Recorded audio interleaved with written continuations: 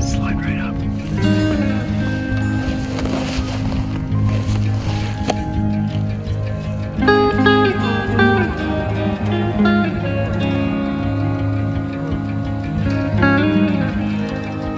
It's not the one we called up, is it?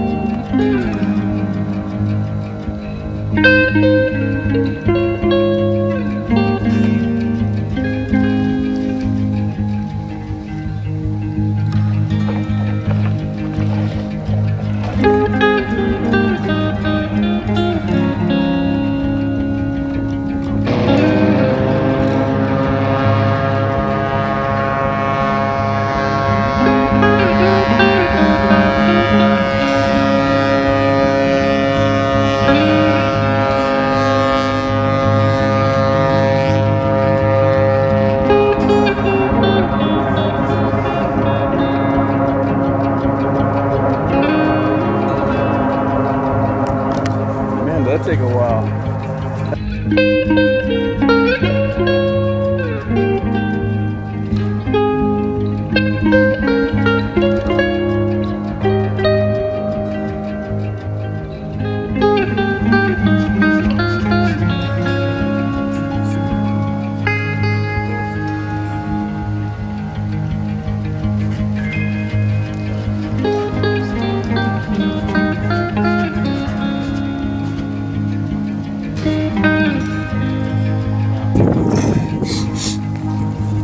And this is how you come down.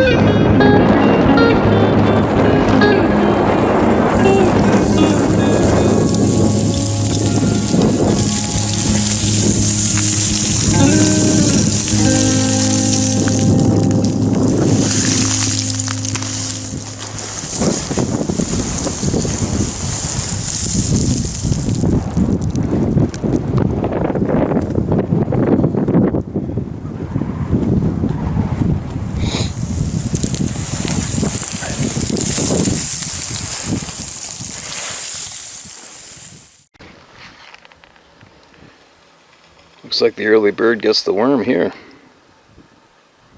Miss this guy doing his cruise. I'm sure you'll see him sometime though.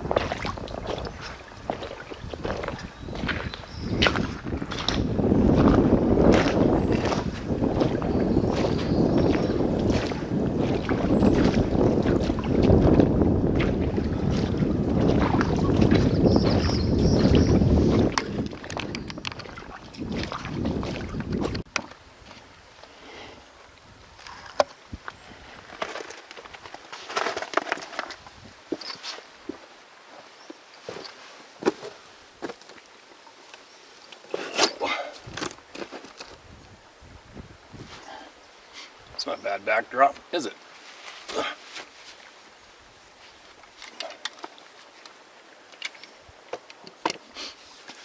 Pretty slow so far for what I'm trying to do. You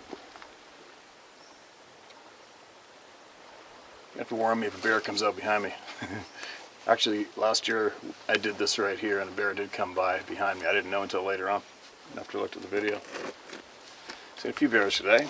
Got my prawn trap set. But not the big old mature one I'm looking for, or two. And for anyone curious, yes, every single piece of meat is going to be utilized. That's why I'm doing it. And I try to hold out for the largest one I can as well, so that I can as well utilize the hide from it. A lot of guys, if they'll harvest a bear and they might lose their patience and not hold out for a big one, big old one, and they'll shoot a smaller one and they won't bother with the hide. They'll just toss it. I prefer to get a big, huge, old, past his prime, large bear, utilize the whole thing. But in the meantime, this is a good spot to get some emails shared. I'm going to try not to talk too loud. Well, your sound carries, although there's a good breeze. Now, I think a lot of these were, I had a little folder with a bunch of sent in comments. So I believe that's where these handful of shares come from the comment section of the YouTube channel somewhere. Emailed to me. It's titled, Steve, I watch your YouTube videos. First I saw them because I am and have been a lifelong hunter. Then I saw one on the subject of Sasquatch where you discussed bullying on a hunting forum. I really liked and appreciated your take on the subject, especially where you talked about hating bullies. I hate bullies too. I was a cop for 27 years, which kind of brings me to what I experienced last year in Barretts, Montana. B-A-R-R-E-T-S, Montana. As I said, I was a cop for 27 years. I approached things with open-minded cynicism. In other words, I like evidence. I want to be able to see it, touch it, feel it, test it, and then make my decision. Anyway, I retired from the department 3 years ago. I'm from northern Arizona. I've been around black bear, mountain lion, coyote, wildcat, and even a wolf. I've hunted most things in North America that can hunt you. I also worked gangs, narcotics for 20 years and worked around and against human predators that can and will see you hunt. I'm not, oh wow, I got service right here. I'm not given to flights of fancy or unreasonable fear. I'm not saying I was never afraid. You have to be an idiot to not be afraid when you're getting ready to breach a door, knowing there are armed men on the other side who would rather kill you than go back to prison. But I never let that stop me from doing what I had to do. That takes a big brass set to do that. So, I retired from my department just over 3 years ago, and after a while decided I needed a second career. I taught school for a semester and really didn't like it. And, on a fluke, my best friend and competitive shooting buddy said, let's go to truck driving school. So we did. My buddy and I drove as a team and spent all of last winter in the mountain states, seemingly running from Phoenix, Arizona, near where I live, to Shelby, Montana. We used to overnight in Barretts, Montana, at a Sinclair station that had a cafe, a small store, and parking for about 20 semis. It was a regular stop for us. So I am and was familiar with the area. We stopped this night and I was in the driver's seat and my buddy was sitting on the lower bunk in the sleeper. We had a movie on the DVD player and I was paying half attention to that and half attention to my laptop when I caught some movement past the driver's window. Bear in mind, this is a small facility and it is 100 yards from the freeway, but generally surrounded by a large field with 3 to 4 foot tall grass and thicket that goes right into foothills and mountains. I looked in the mirror and saw the biggest, presumed, man I had ever seen step behind my trailer, which was about 70 feet behind me. I said, Jesus, that's the biggest mother blank I've ever seen, damn. My buddy popped up and looked out the passenger mirror and said, no shit. And told me he saw a, quote, big guy, end quote, walk between the space between the rear of a trailer and a truck that was parked next to us. I didn't think any more of it for a while, but then realized that when I caught the movement next to me, the head of the guy was nearly at my shoulder level, which was 10 feet off the ground. I was in my 2019 Freightliner Cascadia tractor. The bottom of the window line of my door is 9.5 feet from ground level. My cop brain went into assessment mode, and I thought, no, he couldn't have been that tall. There must have been a shadow casting on my window. I wasn't even considering Sasquatch. I was in what do I know and what does the evidence tell me mode. But I was tired and put it out of my mind. I finished up and my partner and I went back to our bunks and killed the TV and lights. The only noise is from my APU running to keep the heater running. I fell into a very light sleep, which was unusual because I usually sleep like a baby. I'm totally comfortable in my truck, but not this night. It's like I felt like I was hovering between sleep and wakefulness. Around midnight, I really had to pee. Since the store/cafe was already closed by 9 p.m., I climbed out of the passenger side of my tractor to check the chains. Pee between the tractor and the trailer near the snow chain hooks. The truck that had been parked next to us was already gone, so the space was open from my truck to the grass field. For some reason, I felt like I was being hunted or watched. Maybe not actively hunted like prey, but I definitely was aware of something predatory being aware of me. I've been hunted by criminals. I've been around predatory animals, but I have never felt like this before.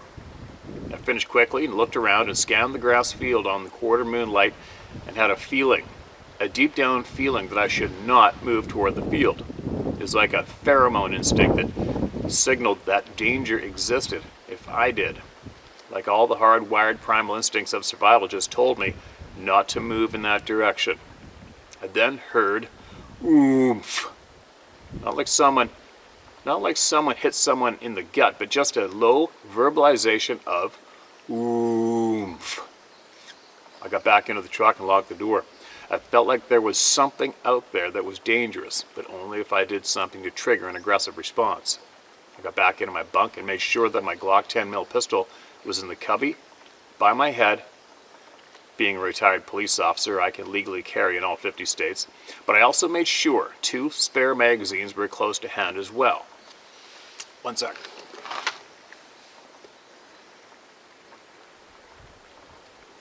No bears yet? Okay. In the time I'd been trucking, I never felt as though I had to do that, not even when parked in downtown Detroit.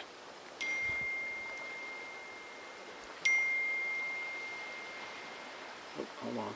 Something was telling every fiber of my being that there was something out there that was, while not aggressive, it was dangerous. I tried to put it out of my mind and listened to a podcast while trying to go back to sleep. I slept a little bit, but I had a sense of foreboding. At 3 a.m., I sat bolt upright reaching for my Glock. I saw it, whatever it was, go by the front of the truck, this time in the space between the building and my truck. I moved out of my bunk to the passenger side window and only caught a faint and fading shadow moving into the darkness out of the faint glow of the low sodium lighting on the building 75 yards away. I was up now and there was no way I was going back to sleep. I got out my coffee maker and started a pot of coffee and got dressed. I still had 90 minutes on my electronic log before I could go back on duty and drive us out of there, but all I wanted to do was leave ASAP. I drank my coffee. I kept looking out the windows of the truck, but I didn't see anything else. The sun started coming up, and with the light, the sense of foreboding retreated.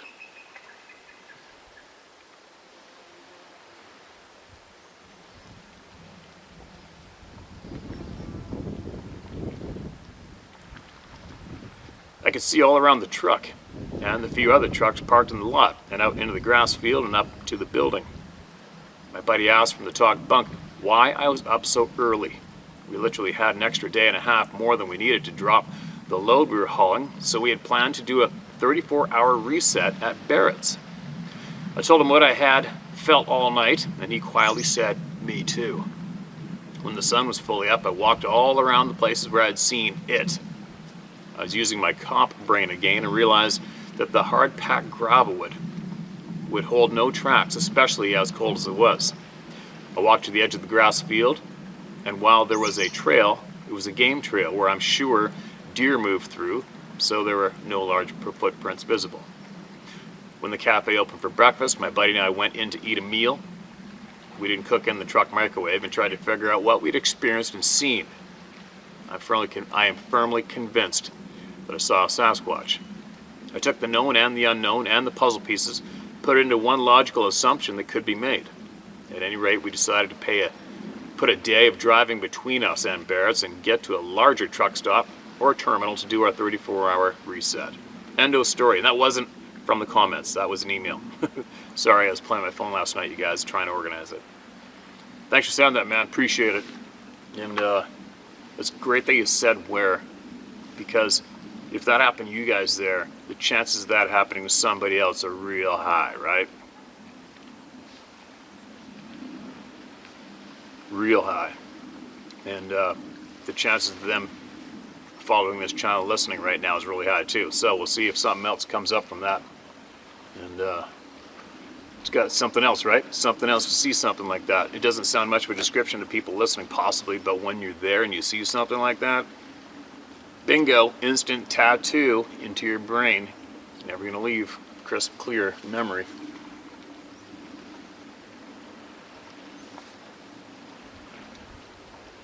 I feel like bombing around in the boat a little bit, maybe going to another beach and hiking, but this is a pretty cool spot to be. I've got my back to all the action, so you guys can see the backdrop instead of just pointing the camera to the blank forest. But I'll get another one shared while I'm sitting right here. Chuck on the boat. Whoa.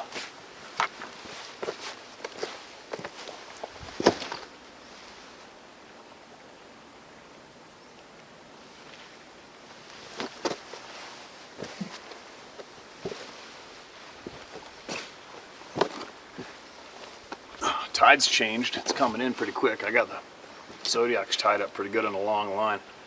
There's one pretty big bear cruising along here. I missed him. He's probably first light this morning. So there's definitely one worthy one around here. Alright, what's this one? This is titled, it's titled red now. This is titled Native Sunset. Oh, this is a comment from a person on YouTube that calls himself Native Sunset 65. A decade of poetry. The encounters with these beings is way beyond bizarre. There was a hunter in his blind looking down into a valley with binoculars when noticed movement on the other hill. A huge boulder was moved and out came 3 huge Bigfoot. From an opening, as he was looking at them, he noticed one was looking right at him. Even in his camo, the big one spotted him and pointed his way.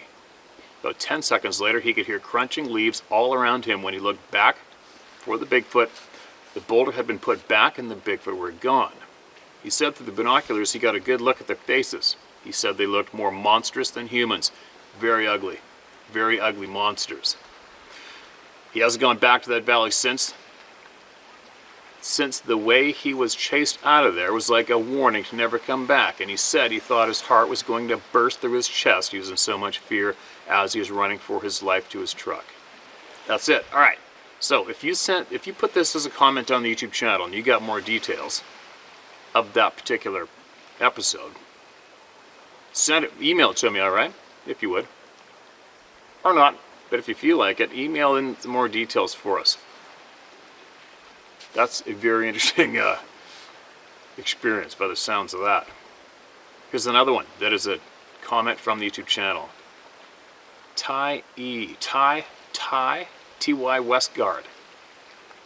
I saw a meteor go by in lower interior of BC. Everyone saw the trajectory and the approximate area of impact, and it's been years with a bunch of people searching for it. It's a whole lot of nothing out there. I was also a timber cruiser in northern BC and came across territory markers, trees ripped out of the ground and flipped upside. I worked alone. And 3 places in BC that scare the ever-living shit out of me. They own the forest. Okay, Ty Westgard, your comment was noticed and sent to me. Especially British Columbia. Absolutely curious of what you know, what you've seen, all right? So if you're here watching our channel still, and you want to share some of what you got, do it. If you would. Share my story at howtohunt.com, alright, man? We want to hear all we can. Especially people in northern BC, right? There's another one. I think this is also a comment from the channel.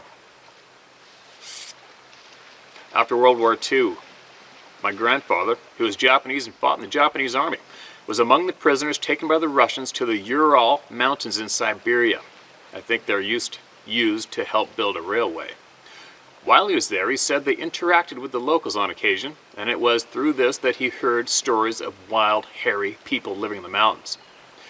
My grandfather later shared this with his family after he was released back to Japan, and my mother grew up with the thought that they were wild, hairy humans, that there were wild, hairy humans in all mountains. When I was very young, I remember her telling me that in the mountains, here in the U.S., there were hairy, wild people. She just transferred that hairy, wild people belief to me in a matter-of-fact way. As a child, I always had a longing for the mountains, and quite often as I gazed up into the slopes and trees, I would imagine them as being like cave people. I was always intrigued by anthropology, and I read books on ancient humans all the time, so it was just a natural for me to believe the Patterson film when it first became news in the late 60s. I've been obsessed with knowing the truth for as long as I can remember. There you go. Interesting note. It's been noted as the Russians are quite frustrated and kind of mock North American scientific community because of their stance on this topic and how they do not treat it as fact.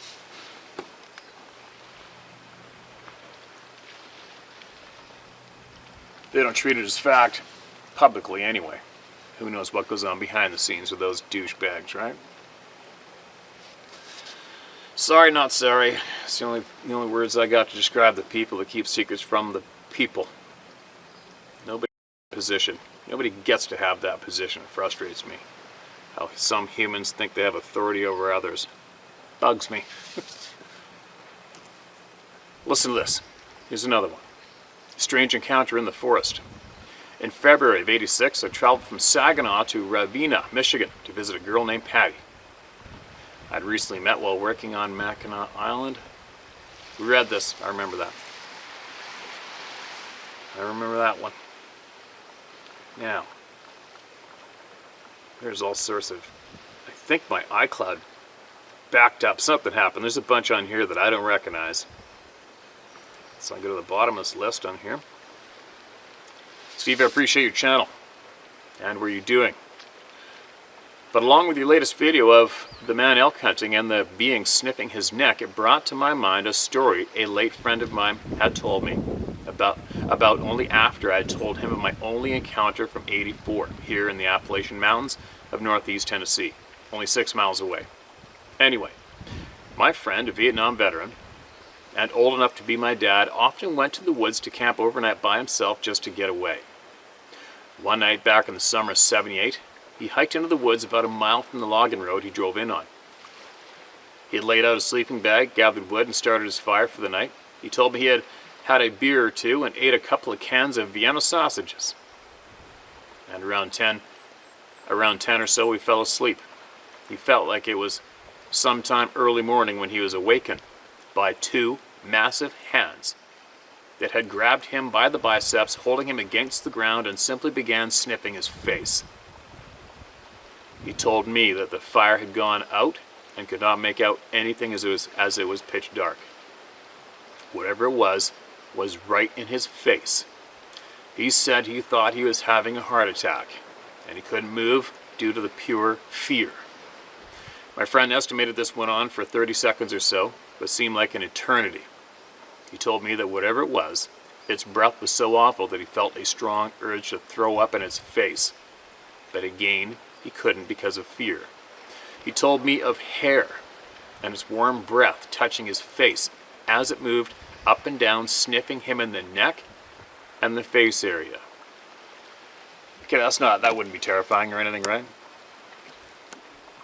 After the 30 seconds of sniffing him, he said that the face slowly moved away from his face first, and as doing so, the hands slowly began to release his arms.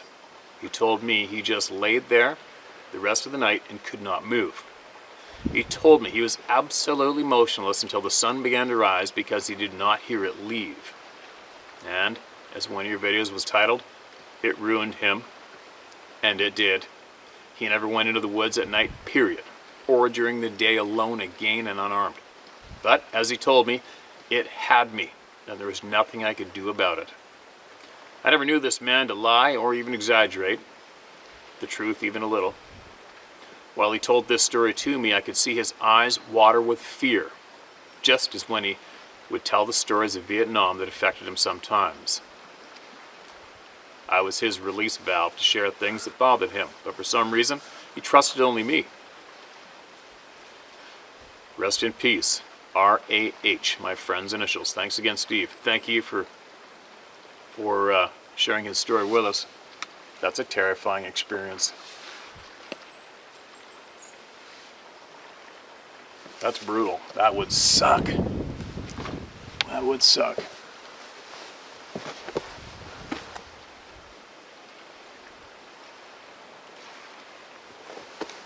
All right, the tide's coming high enough that my inflatable starting to move around a bit. The rock's pretty smooth there, but I don't want it to move too much and wear a hole, especially where I am right now. Although I notice I do have some service here. It's pretty good. I got one bar.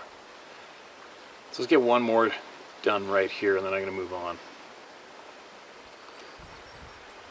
Here's a short one.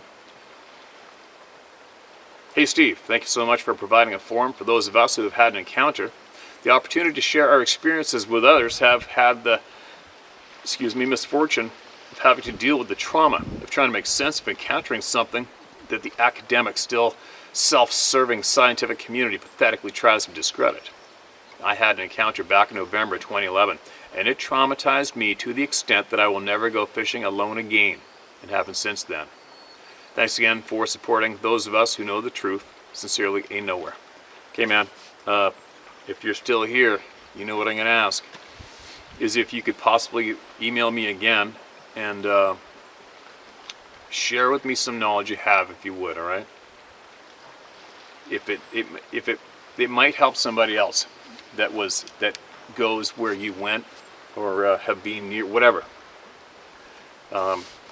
Even if you want to give the general area where you had your experience, give us a few details so that people that are around there are familiar with that area. No. Okay? And I am fully agreed about the scientific community. It's kind of funny. Sometimes in some other podcasts, they've had people who've had wildlife biologists to ask them their take on Sasquatch, and thinking that they may be some kind of an expert, have something known more than us, where you couldn't be farther from the truth. A wildlife biologist goes into school, repeat after me, memorize what I taught you, and pass the test, and they are not taught about these beings. Nobody is. No one is taught anything about these beings in any school, any university, any college. So why people seem to gravitate towards wildlife biologists to ask them, what's really up with Sasquatch? That's like, I don't know. I might as well go deep into the heart of the city and ask a sandwich maker what they know about bear hunting here on the coast. Right? Doesn't make sense. Anyway, I'm babbling.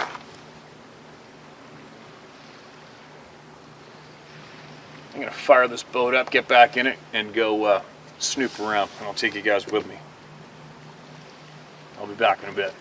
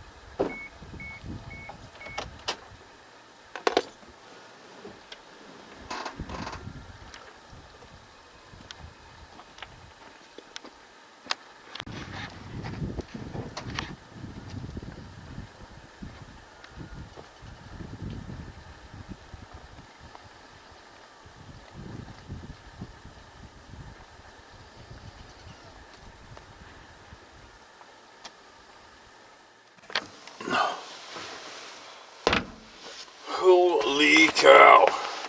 What time is it? It is 10 o'clock. Been running around the woods with my buddy of mine. Doing whatever we could. Saw a lot of game.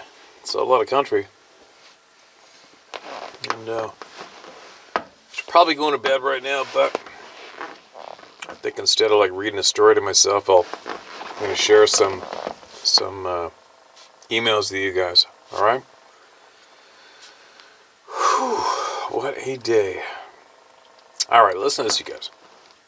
Steve, I've attached what happened to me when I was camping in the Great Smoky Mountains with my family when I was around 8 years old.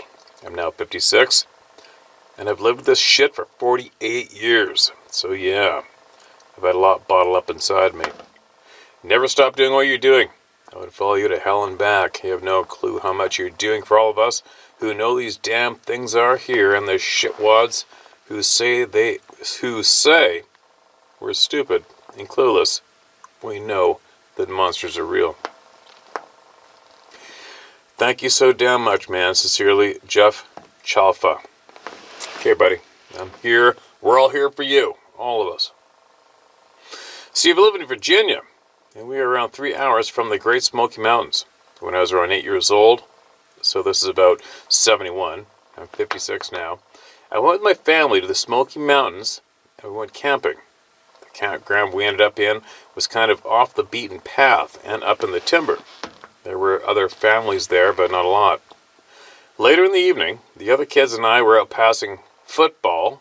There was another guy around my age, but the rest were girls, ranging from 8 till around 12 or 13 years old. It was around dusk. So the light was fading away, but not enough that we couldn't see the football, which was orange so we could see it. As we were passing the football around, and one of the girls threw it way over my head and went into the woods. The campground was surrounded by the woods, so we were in there pretty deep. I went in after the ball, which had gone about 15 to 20 feet into the woods and down the embankment. I remember getting the football, and when I looked up, about 20 to 25 feet on down the embankment, I saw what at first looked like one of those wooden statues you see at a tourist location, etc. I wondered why a statue would be there until it moved.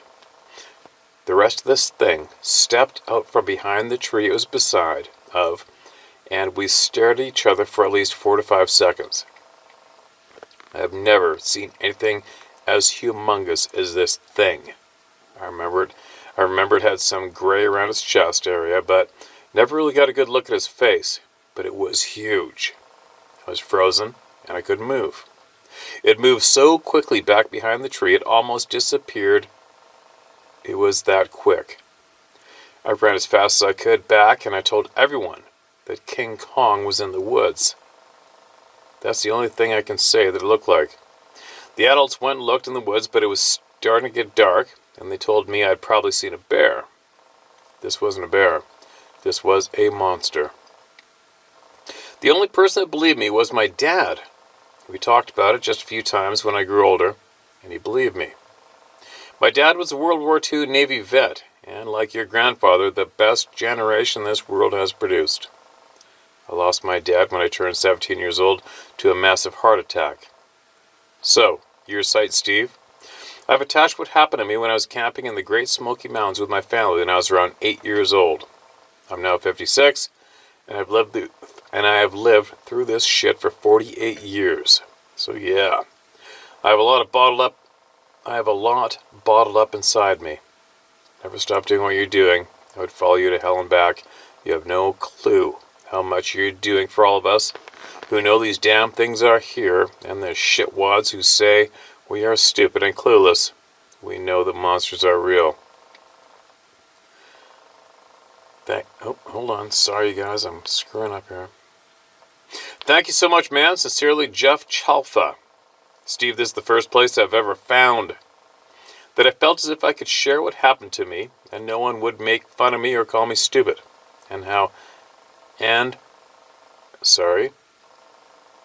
Would make fun of me or call me stupid.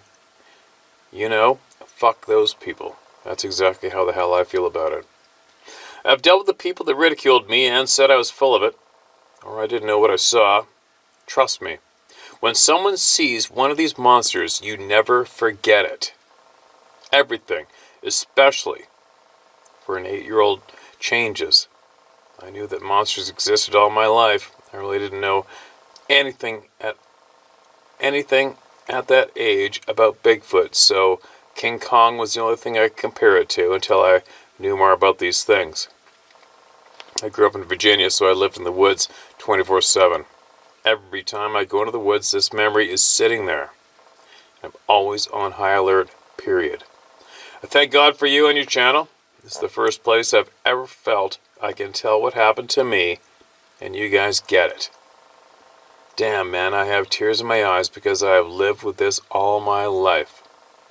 Anything I can ever do, please let me know, and thank you, Steve, for everything you're doing. Sincerely, Jeff Chalfa.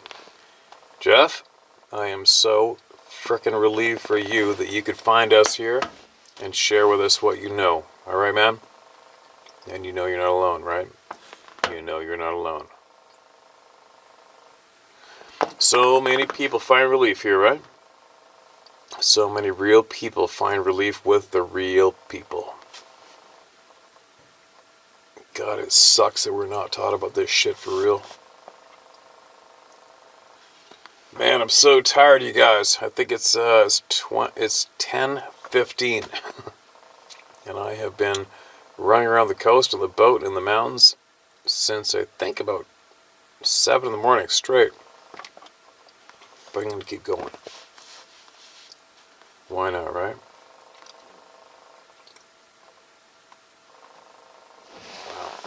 Alright, here's another one.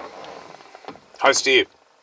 I meant to type and send this a couple months ago when you had a few videos talking about the sixth sense and intuition, but life got in the way. First, I want to say thank you for all you're doing.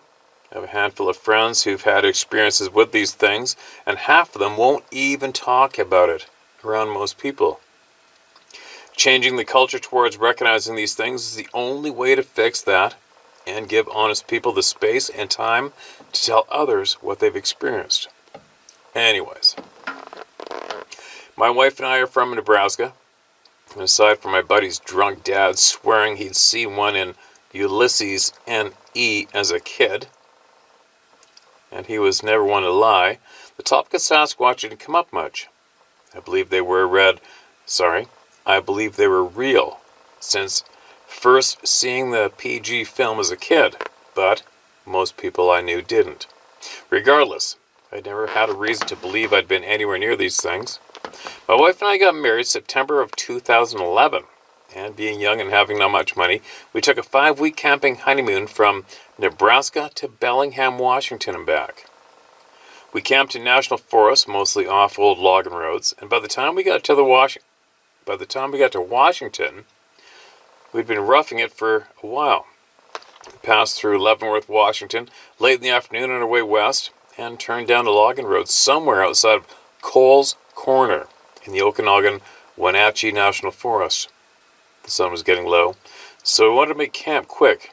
We found a spot with 4 or 5 little turnouts and old fire rings all within 500 yards.